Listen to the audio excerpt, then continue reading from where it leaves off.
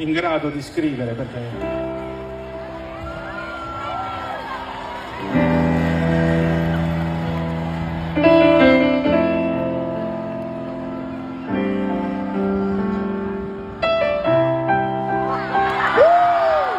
E chi è? Paul McCartney!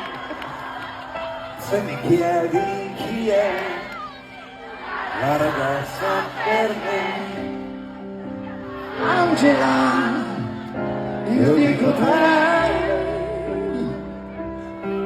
Se mi chiedi chi è il ragazzo per te,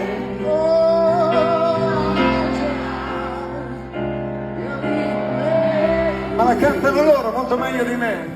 Se mi chiedono a me, io ti do quelle belle gnocche in cambio di Angela. Io dico no. Ma cosa vuoi da me? Senti che caffè, io quando mi sveglio la mattina penso a... Ragazzi, siete partiti? Me ne vado, mi hanno sbagliato l'attacco.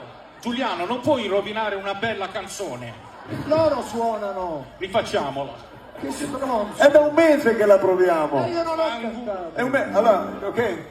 Ma cosa vuoi da me? Senti che caffè, Io quando mi sveglio la mattina penso a Angela. Faccio la pipì, faccio la pupù, ma con la mia mente sto costantemente ad Angela.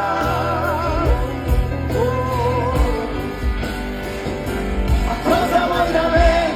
Trovi nella te una così bella e così immensamente Angela.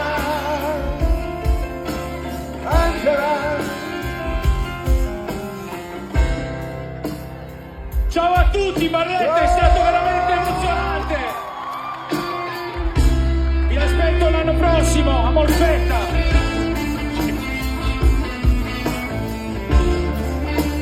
Vabbè. Che la fatica si chiama puzza, mamma c'è puzza. Ma no, leccese no, qua siamo uniti. Dei quarantenni pensionati che danzavano sui prati dopo 10 anni volati all'aeronautica, e gli uscieri paraplegici saltavano e i binelli sordomuti cantavano, e per un raffreddore ti davano 4 mesi alle terme di Abano con un'unghia in carnica e un invalido tutta la vita. La prima Repubblica non si ferma mai. La prima Repubblica. Ma sta, è un hit. Cosa ne sai dei cosmetici mutuabili, le verande condonabili, i castelli medievali ad quel canone, di un concorso per allievo maresciallo, 6.000 posti a Mazzara del Vallo, e i debiti Pubblici. si ammucchiavano come conigli